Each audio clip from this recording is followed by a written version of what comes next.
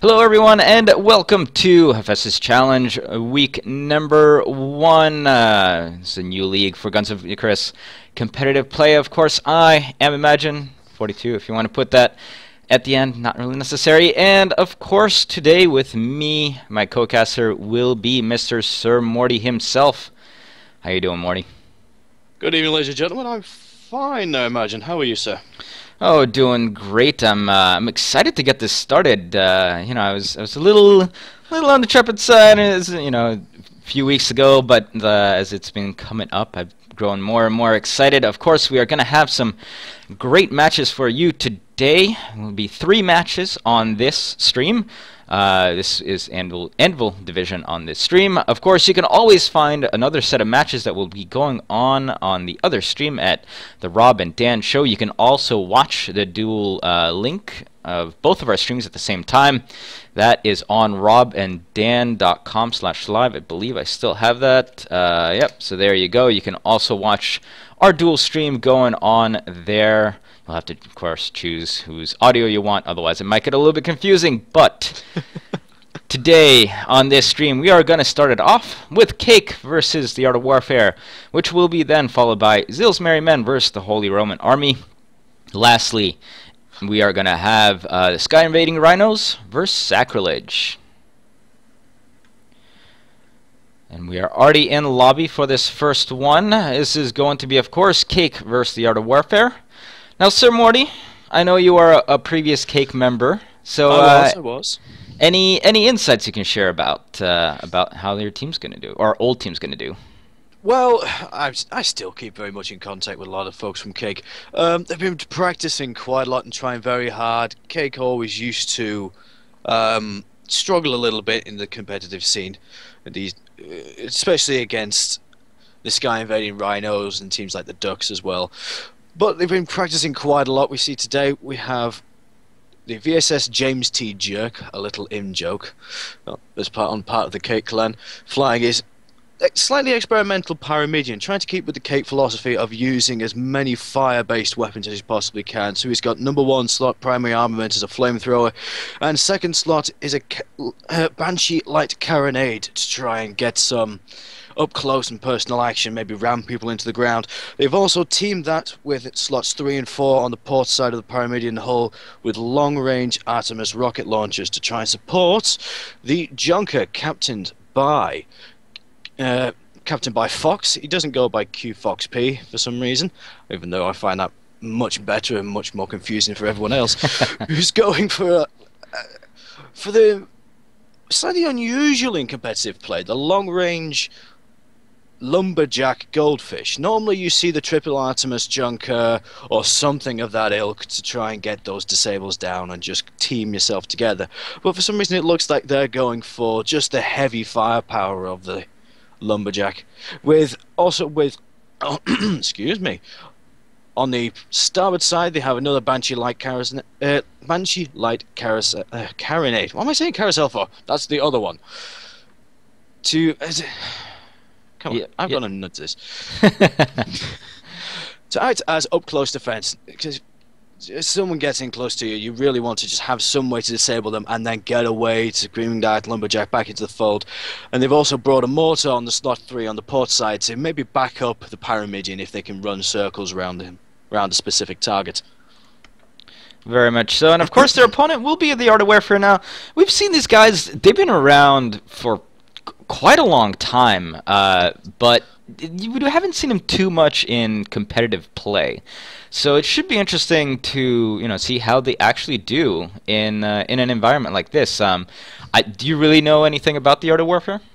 I've actually played quite a lot against the Art of Warfare. They're a very capable bunch of players, especially when the way I used to face them was, again, as Cake wasn't very competitive, so we used to get together with them, the Sirs, and Overwatch, and have one ship from each and just mess around and see what silly things we can do. And I can tell you, never trust the Art of Warfare when they're firing mines at you.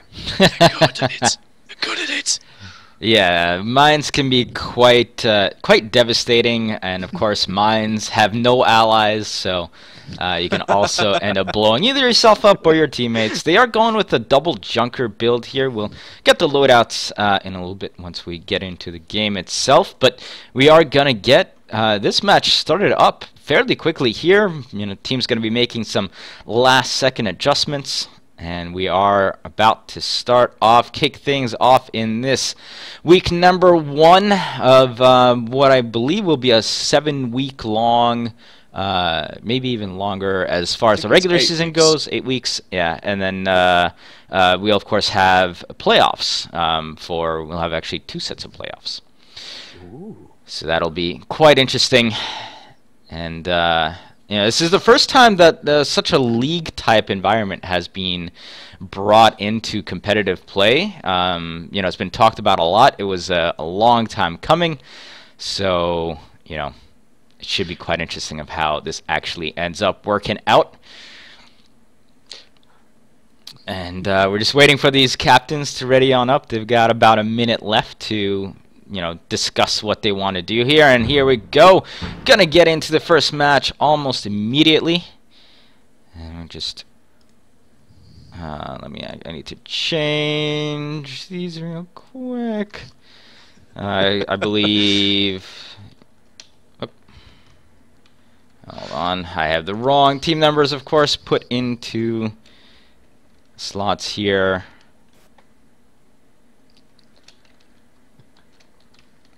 So let me change those. Well, while Imagine does that, I'll be quite happy to say, personally, I'm glad to see such a competitive environment actually standing up. I know they tried to make another series similar to this about 4 or 5 months ago. Unfortunately, plans fell through just due to a few personnel issues. They couldn't get enough people to help out, really. All right. Sorry about that. Let's get some quick loadouts on the way. Of course, we've got captained by Macrabanathi. All right, there we go.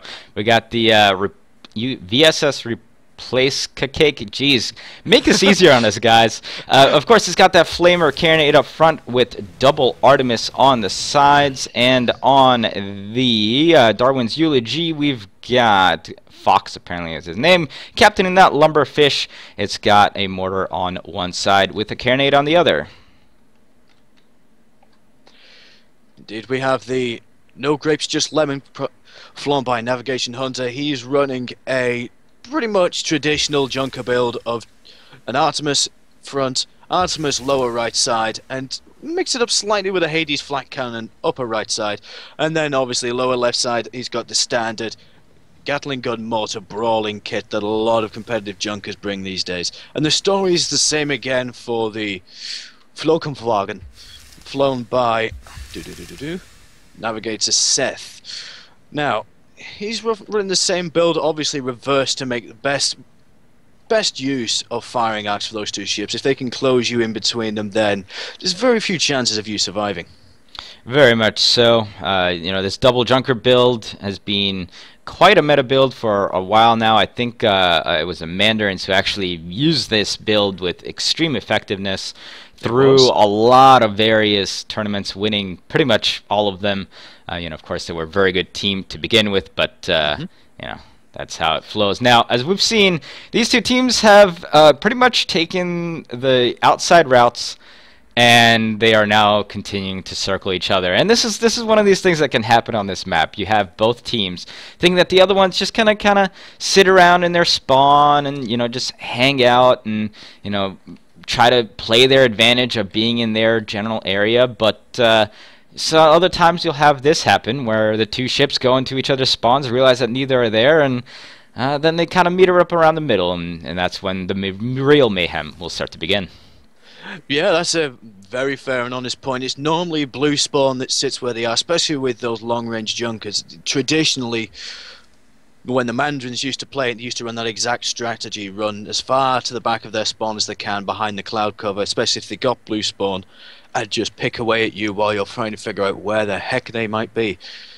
Yeah, and Canyon Ambush, definitely one of those where you can get lost in the many plethora of clouds. You know, have to navigate these giant pillars, and you know, it can get a little bit tricky at points, and especially with Cake taking up a little bit of an unusual position in that corner that they're in. There's not a lot of ships that make use of that general area. You often have pretty much where the blue ships are going on right now, that little entrance into the blue spawn right over here where it kind of dips down through that lip. But we'll see if they spot each other anytime soon here.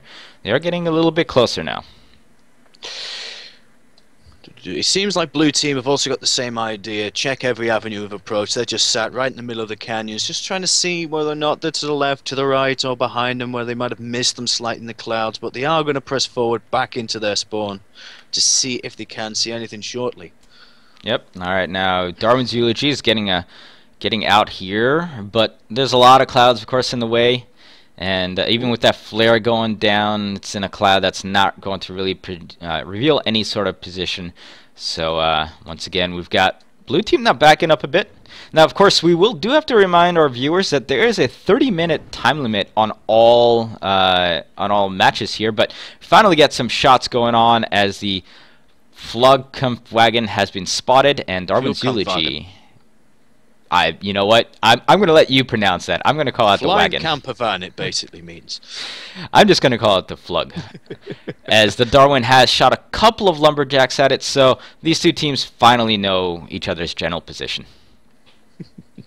Yeah, it came with that first flare coming down out from the coming up from the blue team. It accidentally revealed their location, just so the Darwin's Eulogy could get a little spot off and figure out just about where they were. But they have moved into cover now, losing their lines of sight and making it very difficult for Cake to decide which way to come around. Are they going to come over the top, around the central canyon, or go through the smaller, narrower western passageway? Excuse me. Now the Replacer Cake is actually getting pretty far ahead of the Darwin's Eulogy here. Looks like they're going to actually meet up, deciding that was probably a bad idea.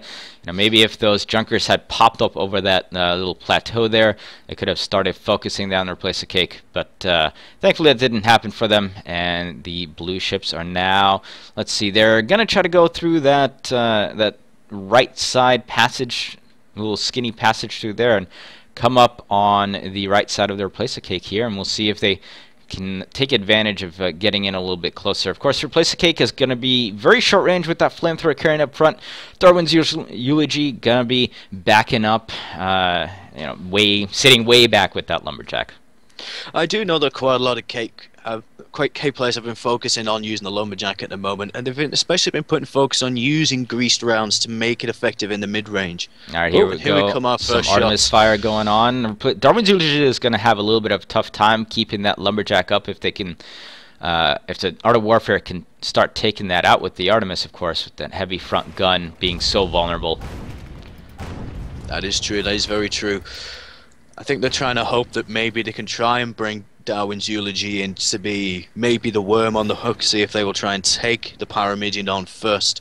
And that's exactly what's happening. Replacer Cake getting on to No Grapes, Just Lemon right here, burning them into submission essentially, and using that carronade as well. And oh my god, look at that ram on the wagon. Holy, oh my, wow, that was just...